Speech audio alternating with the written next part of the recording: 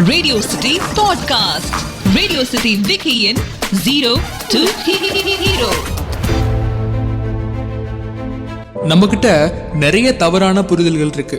உதாரணத்துக்கு சொல்லணும் அப்படின்னா, சிபிஎஸ்இ ஸ்கூல்லையும் மெட்ரிகுலேஷன்லையும் படிச்சா மட்டும்தான் நம்ம வாழ்க்கையில பெரிய பெரிய உயரத்துக்கு போக முடியும், பெரிய பெரிய போஸ்டிங்ல போய் உட்கார முடியும். தமிழ் மீடியத்தில் படிச்சா ஒன்றுத்துக்கும் பிரயோஜனம் இல்லை அப்படின்ற மாதிரி நிறைய தவறான புரிதல்கள் நம்ம மத்தியில் இருக்கு. அதே மாதிரி பசங்களுக்கு நிறைய கோச்சிங் கொடுத்தாதான் பசங்க புத்திசாலியாகவும் அறிவாளியாகவும் ஆகுறாங்க அப்படின்ற மாதிரியும் ஒரு சில புரிதல்கள் இருக்கு.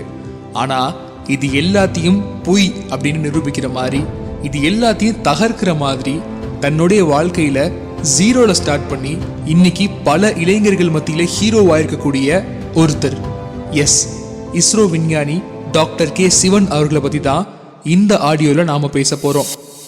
இன்னைக்கு மிகப்பெரிய உயரத்தில் இருக்கக்கூடிய விஞ்ஞானி டாக்டர் கே சிவன் அவர்கள் கன்னியாகுமரி மாவட்டத்துல ஏதோ ஒரு மூலையில் இருக்கக்கூடிய கிராமத்துல அரசு பள்ளியில, அதுவும் தமிழ் வழி கல்வியில படிச்சவர் தான். விஞ்ஞானி டாக்டர் கே சிவன் அவர்களை பத்தி பார்க்கும்போது அவருடைய குடும்பம் ஒரு நடுத்தர குடும்பம் தான். அதனால கல்விக்குன்னு தனியா பெரிய அளவுல செலவு பண்ற அளவுக்கு அவங்களுடைய குடும்பத்துல யாருமே அவ்வளவு பணக்காரங்க கிடையாது.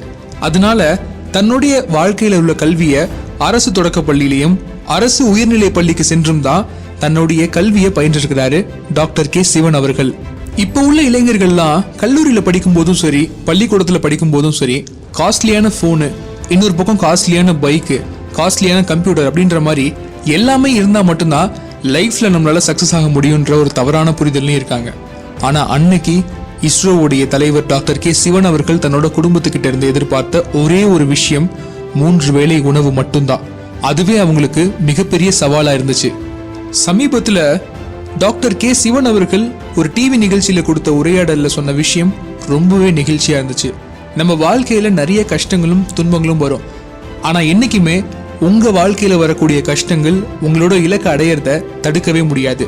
அதே மாதிரி என்னுடைய வாழ்க்கையிலையும் நான் நிறைய துன்பங்களையும் கஷ்டங்களையும் கடந்துதான் இந்த இடத்துக்கு வந்திருக்கேன் அப்படின்னு பகிர்ந்துக்கிட்டாரு. பொதுவா ஒரு தந்தை ஒரு மகனுக்கான கல்லூரியை தேர்ந்தெடுக்கும் போது என்னென்னலாம் யோசிப்பாங்க? அந்த கல்லூரியில நல்லா சொல்லிக் கொடுப்பாங்களா? அந்த கல்லூரியில எத்தனை மாணவர்கள் இருக்காங்க? இந்த மாதிரி நிறைய விஷயங்களை பார்ப்பாங்க. ஆனா எங்கப்பா என்னை காலேஜ்ல சேர்க்கும் போது காலேஜ் எவ்வளவு பக்கத்துல இருக்குன்றத மட்டும்தான் பார்த்தாரு. ஏன்னா அப்போதான் நான் சீக்கிரம் கல்லூரியை முடிச்சுட்டு அவருக்கும் உதவ முடியும்னு சொல்லி. ஏன்னா என்னோட குடும்பம் அப்போ அவ்வளோ கஷ்டத்துல இருந்துச்சு. அதை தாண்டி நான் மெட்ராஸ் இன்ஸ்டிடியூட் ஆஃப் டெக்னாலஜியில படிக்கும் போதுதான் முதல்ல என்னுடைய கால்கள்ல நான் செருப்பு அணிஞ்சிருக்கேன்.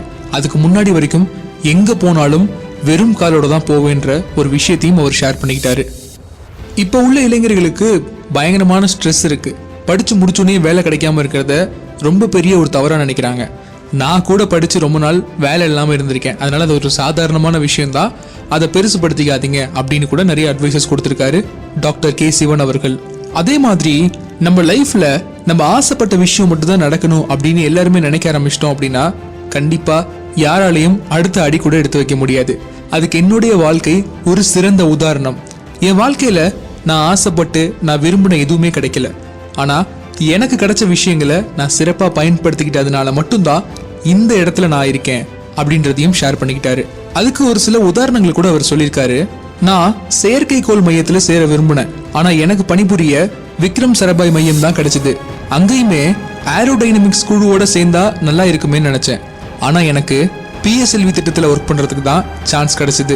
இந்த மாதிரி என்னடா இது, நம்ம ஆசைப்பட்ட நம்ம விரும்பிய எந்த விஷயமே கிடைக்கல அப்படின்னு உடைஞ்சு போகாம எனக்கு கிடைச்ச விஷயத்த எப்படி சிறப்பா பயன்படுத்தணும், எப்படி சிறப்பா பணிபுரியணும்னு யோசிச்சதுனால மட்டும்தான் இந்த உயரத்துக்கு என்னால வர முடிஞ்சதுன்றத ஷேர் பண்ணிக்கிட்டாரு விஞ்ஞானி டாக்டர் கே சிவன் அவர்கள். எந்த ஃபேமிலி பேக்ரவுண்டும் இல்லாம அரசு பள்ளியில தமிழ் வழியில படிச்சு செருப்பு கூட இல்லாம வெறும் கால்கள்ல நடந்து முடிஞ்ச அளவுக்கு பள்ளிக்கூடத்துல படிக்கிறது மட்டும் இல்லாம தன்னோட தந்தைக்கும் முடிஞ்ச உதவிகளை செஞ்சு குடும்பத்தையும் பார்த்துக்கிட்டு தன்னோட வாழ்க்கைய ஜீரோல இருந்து ஸ்டார்ட் பண்ணி இன்னைக்கு மிகப்பெரிய ஒரு உயரத்துக்கு வந்திருக்கக்கூடிய விஞ்ஞானி டாக்டர் கே சிவன் அவர்கள் தான் இன்னைக்கு நம்ம இளைஞர்களோட ஹீரோவா இருக்காரு.